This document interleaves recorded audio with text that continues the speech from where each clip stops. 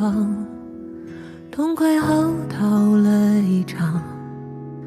我也不知道怎么就把生活过成了这样，不咸不淡的日子将就过了上半场。是谁养了一把傻子啊？我没哭，只是被迷了眼眶。别松手啊，我最好的傻瓜，你哪儿都不差，我没说谎话，你很好很好啊。最该被温柔对待的人是你自己啊。遥远的太阳在你身后头顶上啊。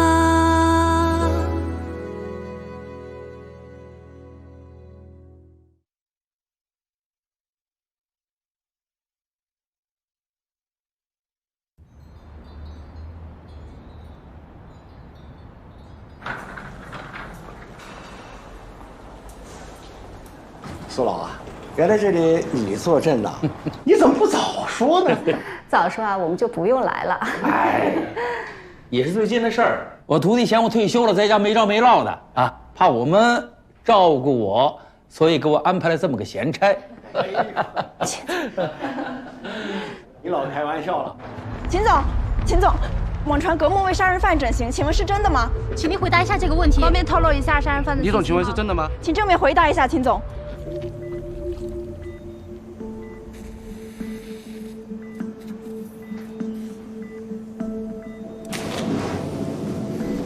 李总，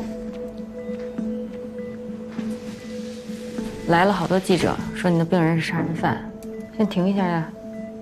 现在怎么停啊？出去。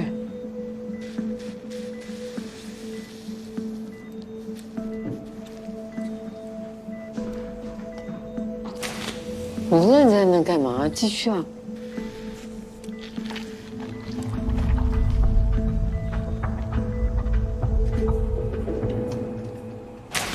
李总亲自进的手术室，护士都没拦住，结果还是白去了。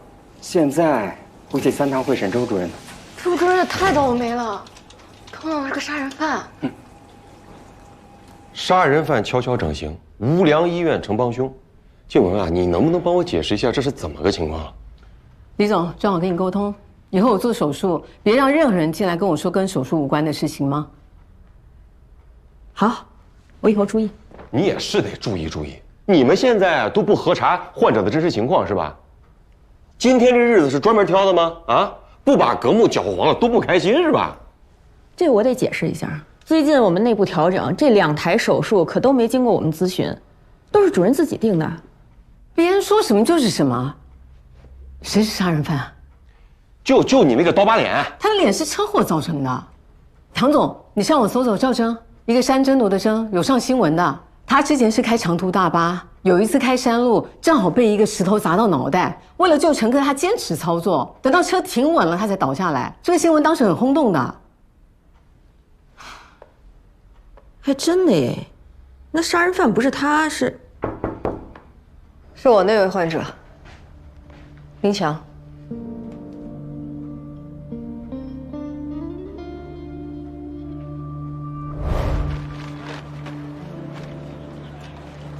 我是个杀人犯，是误杀，我把自己表哥误杀了。你知道玻璃扎进脖子是什么感觉吗？就好像打开水龙头一样，只不过流出来的是血。大概几秒钟吧，半个身子就红了，整个人躺在地上，抽搐几下，就没有意识了。失血性休克。这些是我在网上查的，我根本不记得当时发生了什么。我当时脑子一片空白。10年时间，我都没能回想起当时发生什么。你为什么要跟我们说这些？监狱里是没有镜子，所以待得久了，就会忘记自己长什么样子。但出来之后就不一样，到处都是镜子，玻璃门、电梯、手机屏幕，到处都可以看见自己。我恨我自己，我讨厌我自己，我真的不想再看见自己这张脸了。我很同情你的遭遇，但是由美变丑的手术我做不了，这也是整形医生的底线，你找谁都一样。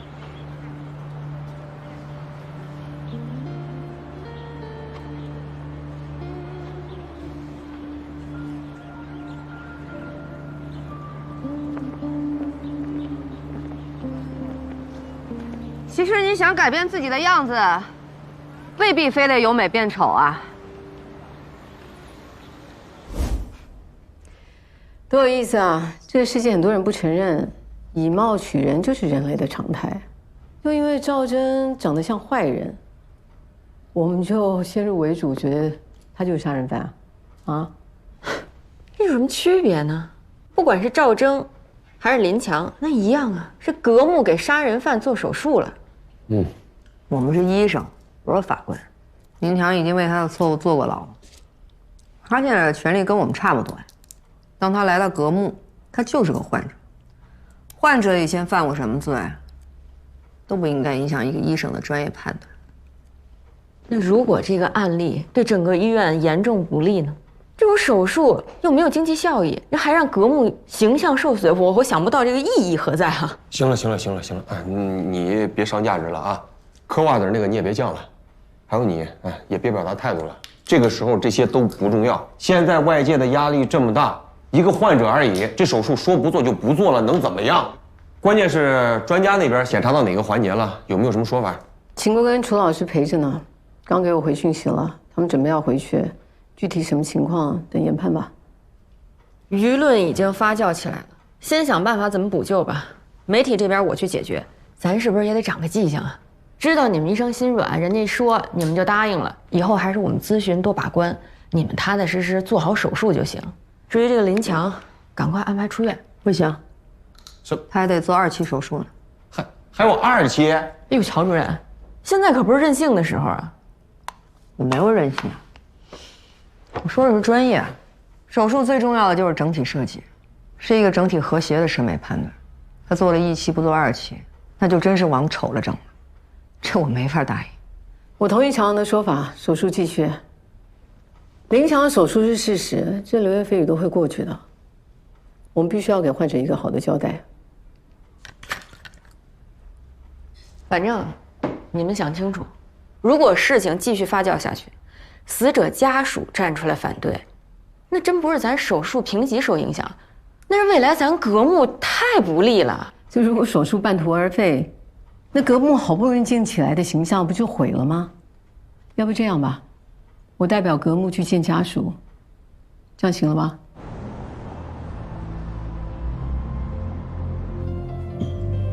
你今天也真的够疯的哦。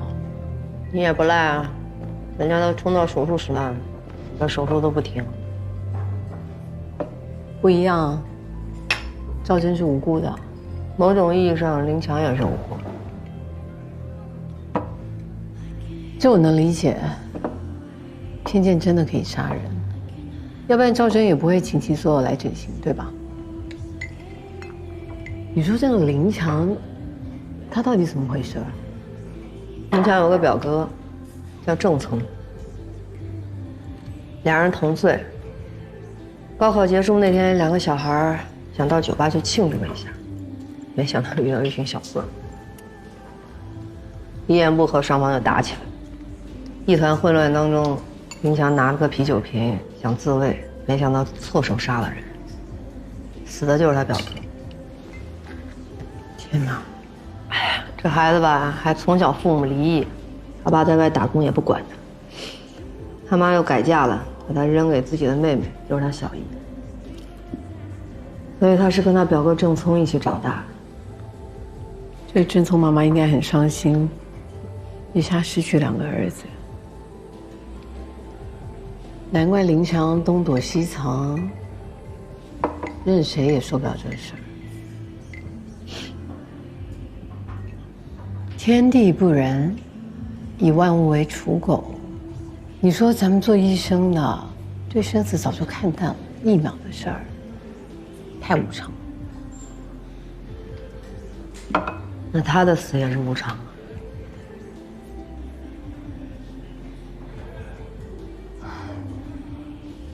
你喝多了吧？明天还得上班，走吧。有问你话呢。林强因为失手杀了人，坐了9年的牢，给自己错误买了单。你呢？要不是你，他根本就不会死。你他妈还在这跟我扯什么无常？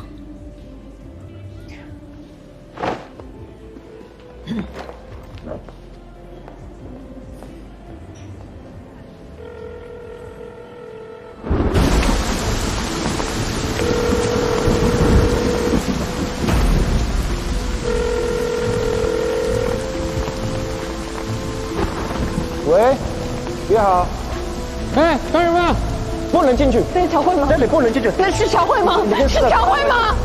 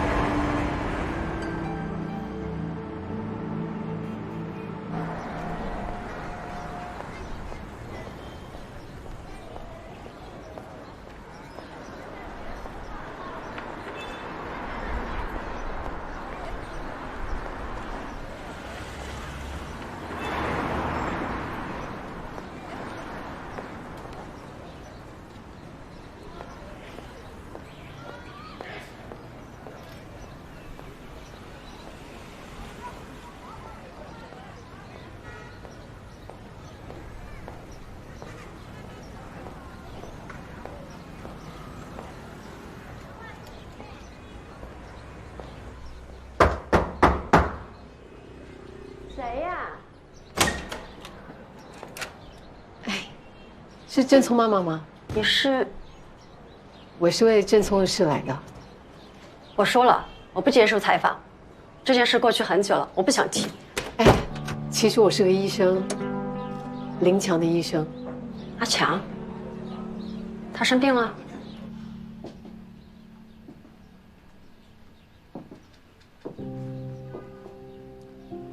这是郑聪吧？是。他们俩长得还真像。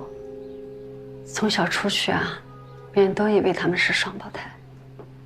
他妈离婚后，就不要他了，说我把他带大的，都不为过。我儿子的交错过多少病？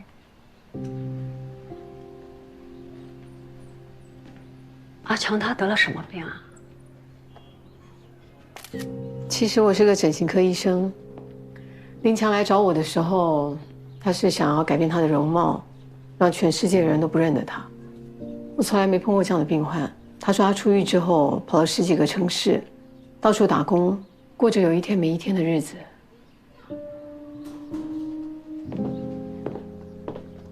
他出狱之后有来找过你吗？他不敢来见我。那你想见见他吗？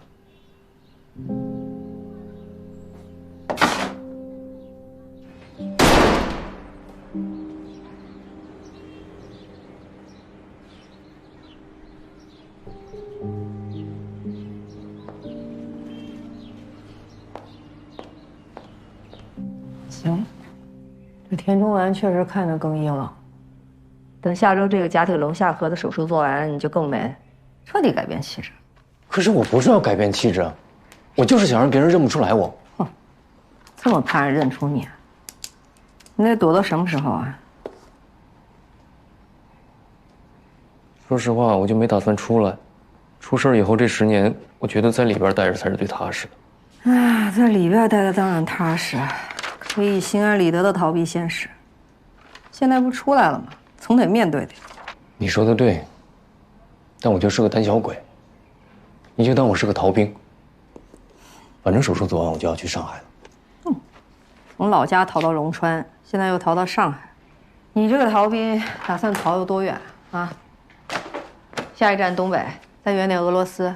哇，我下次见你的时候不会在北极吧？那倒不会，我怕冷。好好休息吧。火车上人多不多？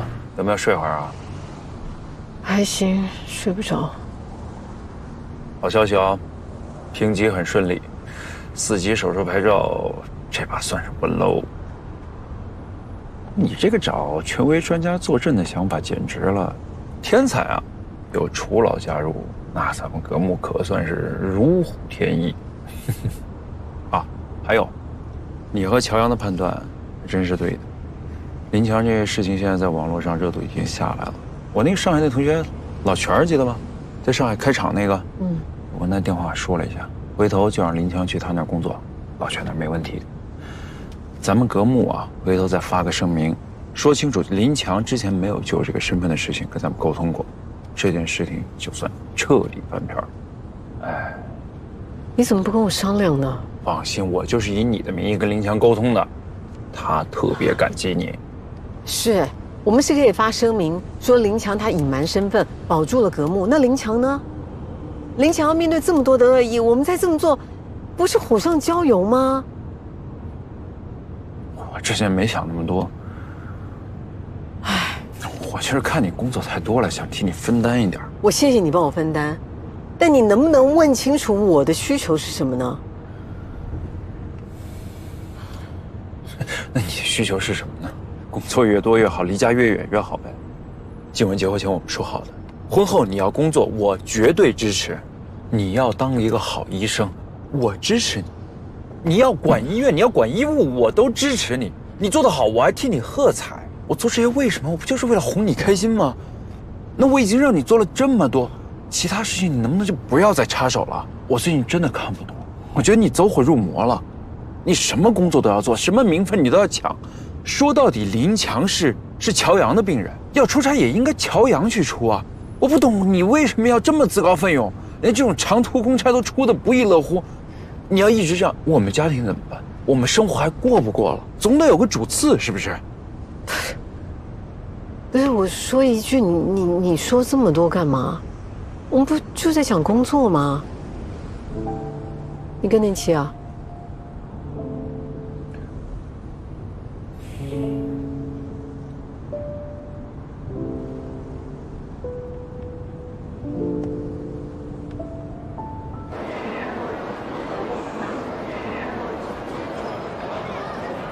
不是你请我吃饭就吃这个啊？这是全菜，还有大餐呢。啥大餐啊？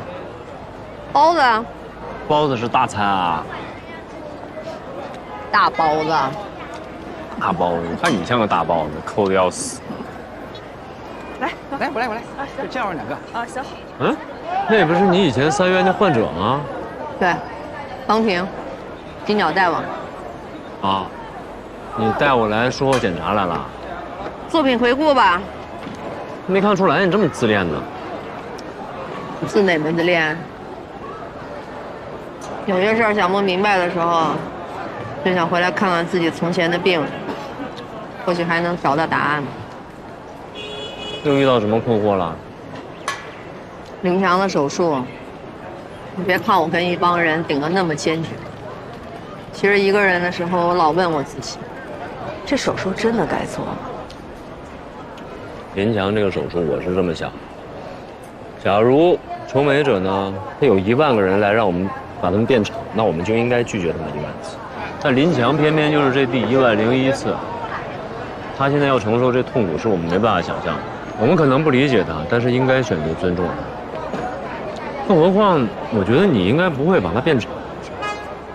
如果手术能让一个人消除痛苦的话，那我们为什么不做呢？陆大夫智慧起来的样子还是很性感的。但我还是会感觉到不安呀。尤其是每次患者想通过整形来改变命运的时候，我这种不安感就特别的强。整形本来就是没有统一的标准，这手术的成败呢也是很主观的。你现在就应该把你这个心理状态调整好了，想明白什么是你能做的，什么是我们不能做的啊。道理都懂了，这可能就是整形医生的宿命。我就不过去了，你过去给我多买2套，走。不是你请客吗？好报销，把你给紧张了。出门。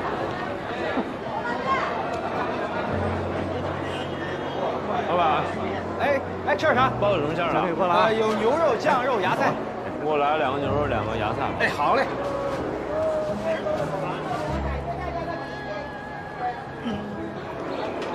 这个要不要豆浆？来2个吧。哎，好。行，豆浆3块1个。好，你生意还不错啊。还行还行。别松手啊，我最好的傻瓜。如果手术能让一个人消除痛苦，那我们为什么不做呢？很好很好啊，别松手啊，最好的时候还没开始呢。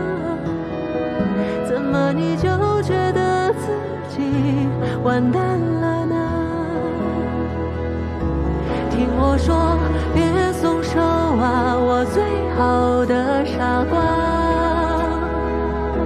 把人生钻进你的好心肠，比什么都美啊。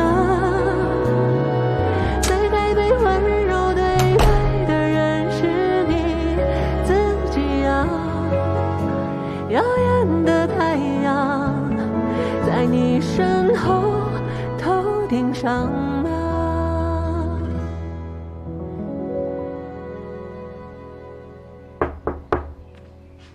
乔主任，是不是做的太自然了？我怎么还是觉得我的变化是不是很大？我下次的手术可不可以变化更大一些？下次的手术还是先缓缓吧。周主任，谢谢你帮我安排去上海工作。不客气。你去上海之前，要不要去老家见见你小姨啊？你们想要干什么？你跟你表哥的轮廓是一模一样，这才是你换脸的真实原因，对吗？这跟你有关系吗？你们是医生，只需要把我的手术做好就好了，其他的事情不要管。林强，你以为做了手术就可以逃避过去吗？你还是会在梦里梦到那张脸。我去见过你小姨了。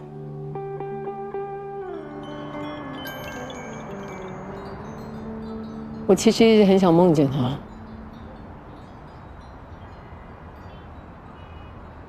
我倒是老梦见他，但他从来没跟我说过话。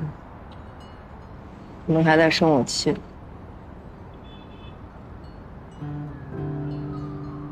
你一定觉得我早就把乔伟的事情给忘了，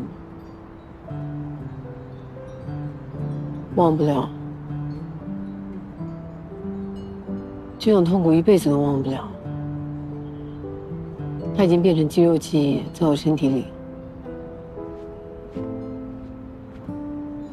痛苦不是件坏事，它能让你保持清醒。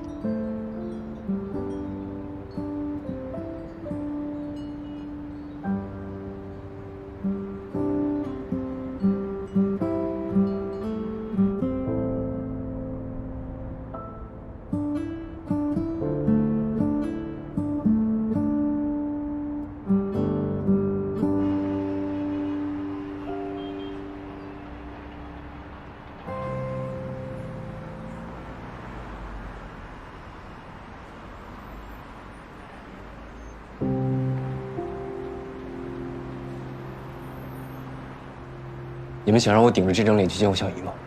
难道你们不觉得残忍吗？你小姨跟我说，她是恨过你，但是她现在心里的伤痛，跟你这张脸没关系。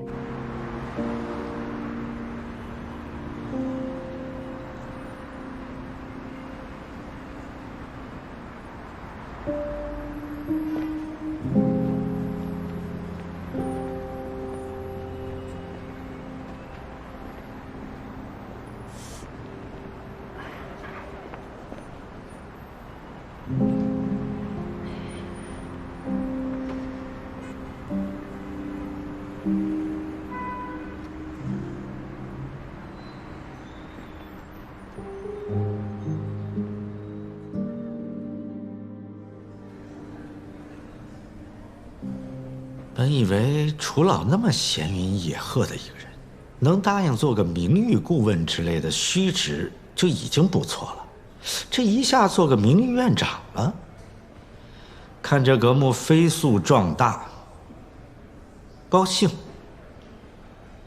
真的假的？当然是真的了。你看，我们这个月来个张无忌，下个月呢来个张三丰。哎呀，我们格木啊，很快就要称霸武林了。可以，你能有这样的胸怀，我不由得赞叹一声，奇男子。哎呦，李总，怎么还当真了？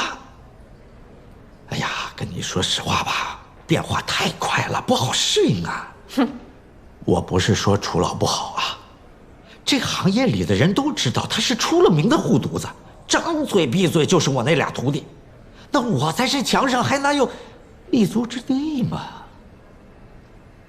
没听过那句话吗？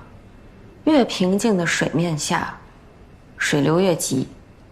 这世界上哪儿真的有铁板一块？三个和尚没水吃，这故事不知道吗？啊？别看整外最近这面上弄得轰轰烈烈，有挣钱的买卖。你算过他们这月营收吗？是增加了还是减少？如果大幅减少，为什么？哎呦，那李总这么一说，我还真没细想啊。仔细一琢磨，还是这么回事。那李总，你的意思是？哟，我可没意思。啊，我就是说啊，科室合并的这个事情，还是有希望的啊。真话说多了呀，惹人烦；说太多了呢，也得罪人，我就不说了。反正老唐最近是被他们搞得头昏脑胀，再等等，会有新变化。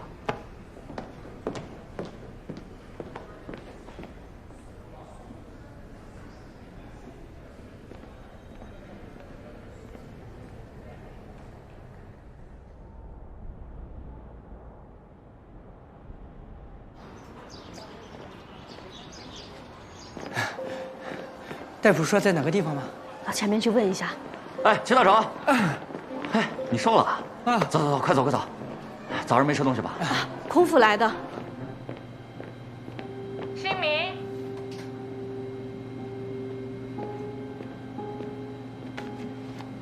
戚大成，工人戚大成，8年前因为一次工业意外，一根钢筋正好砸中了鼻梁这个位置，造成他的鼻腔、口腔粉碎性的损毁。那之后呢，虽然进行了4次的面部重建，但是依然脸不成脸。最痛苦的是，患者不仅仅是被毁容，伤口还引发了慢性的痛症，常年饱受折磨。疼，哪儿疼啊？头疼，头疼，脸疼啊！吃了这些止痛药也不顶用。意外后3年，戚大成经过乔阳医生找到了楚教授，因为楚教授在国外参与过脸部异体移植手术，这是戚大成唯一的希望。我在美国做过2次面部异体移植手术，这种手术呢，到目前为止，全世界进行的不过40例，每次用的医生很多，要上百人，手术用时很长，少则10几个小时，多则几十个小时。它不仅仅是皮肤的移植啊，它牵扯到面部的各个器官，而且最难的是必须一次性完成。所以说，这种手术的成功率不到50%。但这位患者齐大成他不一样啊。它不是全脸手术，它是半脸，手术难度会小一些。但换脸术还是整外最前沿也最有挑战性的手术。老楚，有几分把握？全世界成功的案例也不是很多，主要是因为技术难度大，二是呢，愿意捐赠面部的家属是少之又少。大家可以看到啊，这个手术对捐赠者的年纪、肤色、面部的宽度、高度，以及前方轮廓和骨骼吻合呢，都是要求极高的。也因此，我们的捐赠库呢，始终没有合适的供体，配对成功的概率呢，也只有50万分之1。但是今天呢，供体终于出现了。喂，您好，邓兰先生生前进行了遗体捐献登记，您是他登记的执行人。请问您是否同意进行遗体捐献？5年来，3院的各个科室跟我都在积极准备和跟进着。我们做过3次的实地练习，主要是让大家掌握手术细节的每一步。因为目前这种技术核心啊，跟现在的科技水平发展来讲，我觉得不是最难。我觉得最难的是什么呢？各个科室那么多医生集团性作战的相互配合，对细节的准备和把控，我觉得这个才是最难的。陈院，这时间也不早了啊，我建议我原来的医生季主任和乔阳医生协助我做辅导。楚教授，不好意思打扰一下啊，这个乔阳医生已经离开我们3院了。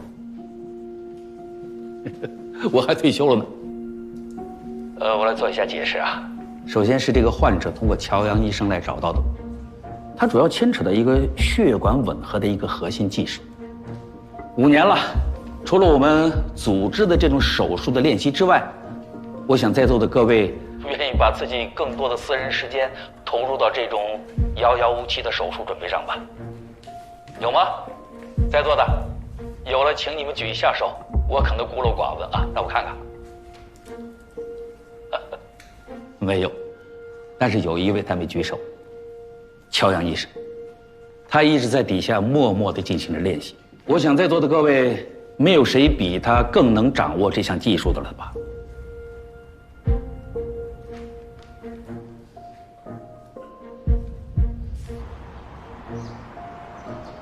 我想再带3位医生去吧，啊，作为替补，不一定能上得了台子。这是医院的机会，也是医生的机会，只要参与了，这就是荣誉。各位，踊跃报名吧。那个，我先表个态啊，我是真心想去的，啊，但是皮可嘛，就是帮不上什么忙嘛。李总，要不把我那3台抽脂手术给 cancel 了？我去。您说行吗？那我跟人家顾客说您放人家鸽子去观摩换脸业务了。那就给低年资的医生机会吧，这个机会千载难逢，你们大家别客气啊。想去的呢就举手，让我们知道。我报名。我也报名。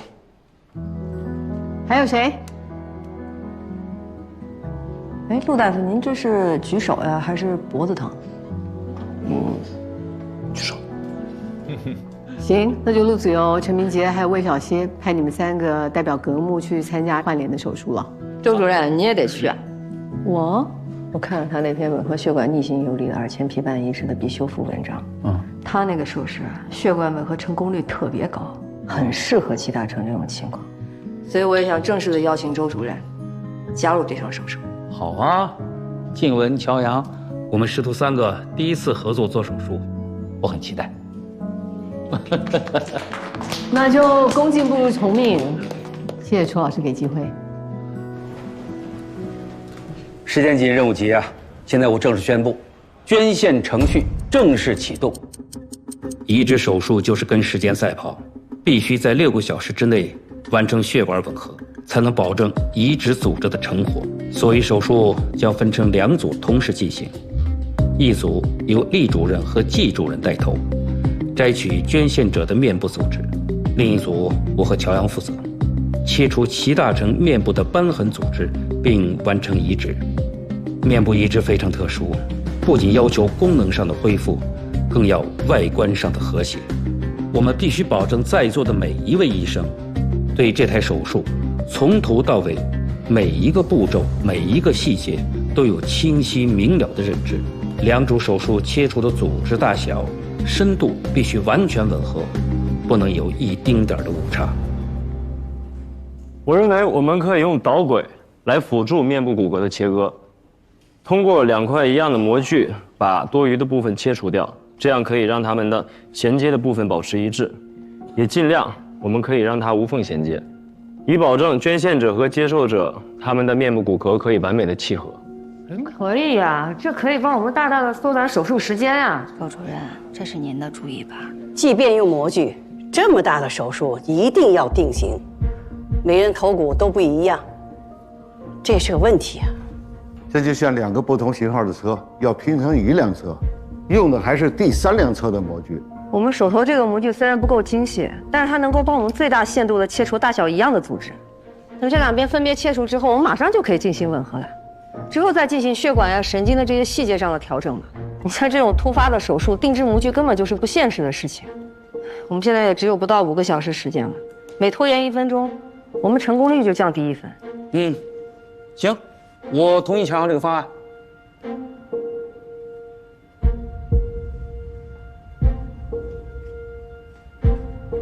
好，我认为这个方案可行。开始吧，抓紧时间。陈院，捐献者的家属不同意捐献了，要见手术负责人。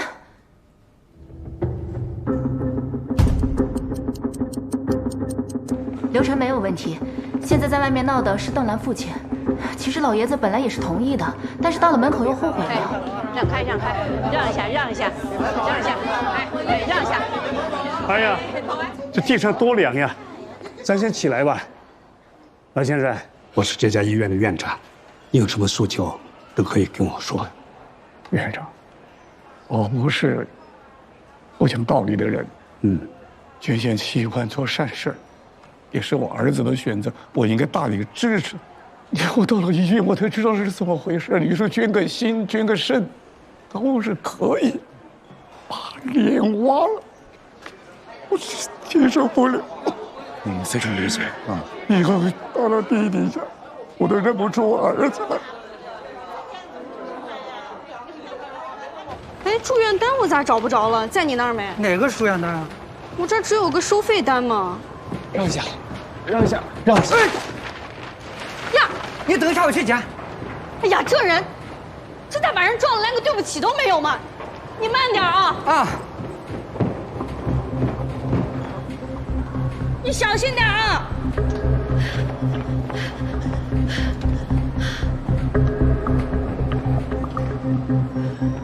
你慢点儿，看着点脚底下，底下那儿有一张。大成，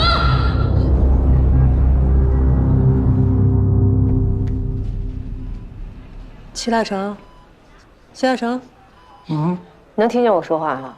啊，耳朵有没有像蒙了一层？没有。头晕吗？不。心慌呢？没有。奇怪。做一个脑部 CT 吧，排除一些癫痫的可能。刚才测的血压是多少？160，也没有高血压病史。没有高血压，也没有贫血，突然就晕倒了。那以前有出现过类似没有，状况？都没有。行，你先去安排。大夫，不会影响我做手术吧？先做一个全面检查吧。家属在休息室闹，供体不解决，怎么手术啊？就算能说服他，我们也不能打没把握的仗。别人的身体有问题，强行手术就是不负责任。有问题就解决问题呀！我们准备5年了，不就为了今天吗？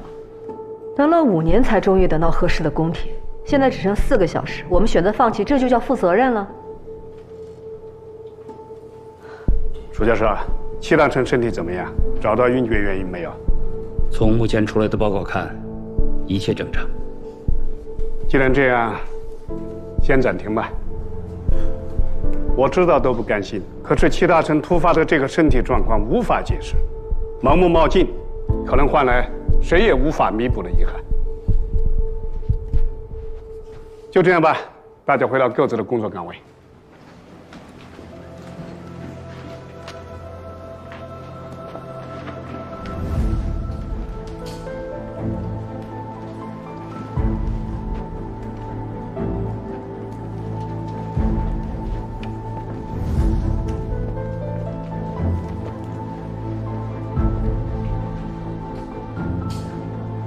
你该不会也想放弃吧？你有什么想法？听我说，邓来了遗体谁也不许动，等我电话。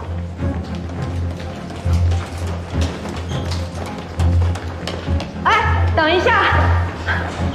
哎，程阳，你干什么？我就想问一个问题。别逞能了。谁能保证我们还有下一个捐献者？我们现在放弃的只是我们准备的这5年。那齐大成呢？他要被放弃的可能是他的一辈子呀。反正只有3个小时了，这3个小时之内，要是解决不了齐大成的问题，我放弃。但在那之前，请各位务必留住邓兰，再给齐大成一次机会，拜托了，拜托了。你早上吃什么了？一大早想着要做检查，什么也没吃啊。咱不着急啊，你仔细回忆一下，除了做这些检查之外，你还干什么了？早上起来就直接来医院做检查了，什么也没干啊。有没有家族遗传病史啊？什么意思？就是类似于爷爷奶奶那一辈儿的，有什么高血压啊、心脏病啊什么的？没有。颅脑 CT 结果出来了，没什么异常。怎么喘成这样？人太多了，等电梯太慢了，我一口气跑上来的，这不怕你着急吗？你刚才说报告单掉了，你从楼上跑下去捡？掉下。慢点儿，看着脚底下。是从那之后开始觉得痒的，啊，然后就晕倒了。你把裤头卷起来。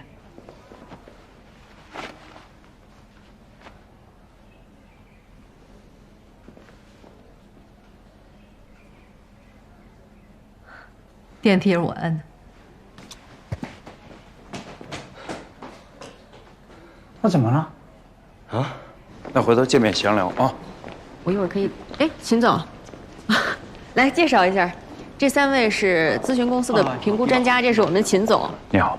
晴晴，来，哎，你带专家们先转转，我跟秦总有点话说。这边请。咨询公司，什么情况？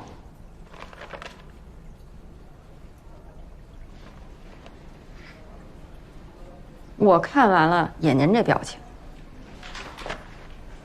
楚教授和2位主任今天去做换脸，要不等他们回来一块儿说？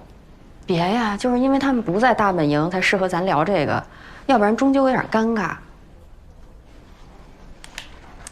实话说啊，最近这几个月，皮肤科跟整外从业绩上是越拉越远了。您说，咱现在专家实力越来越雄厚了，手术能力越来越强了，这业绩越来越不行，这难道不值得我们深思吗？您说这话，我当着楚教授，当着2个主任，我能说吗？是实情，当然可以直说。那我当您面，我可直说了。您再看看这个，如果人员资产一合并，成本至少节约30%。这数据，老唐看过吗？这就是老唐安排的呀，那不然我能擅自请这评估专家呀？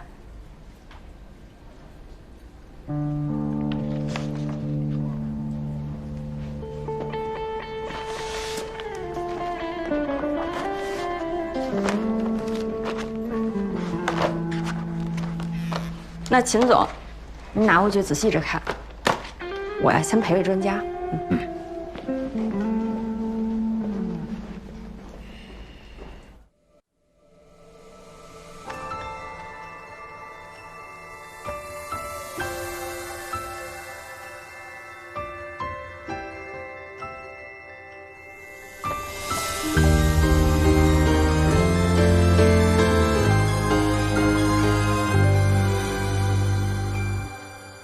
当心要沉入黑夜，渐痛的重放，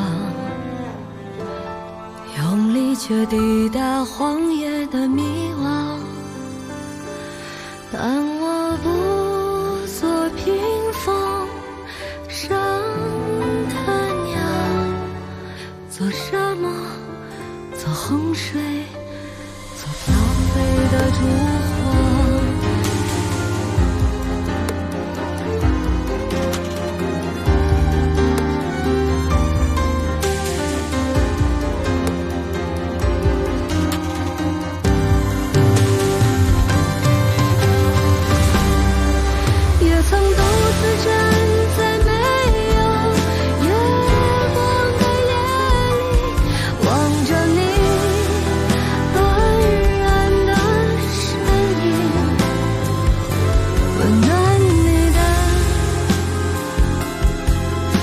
曾将我抱紧。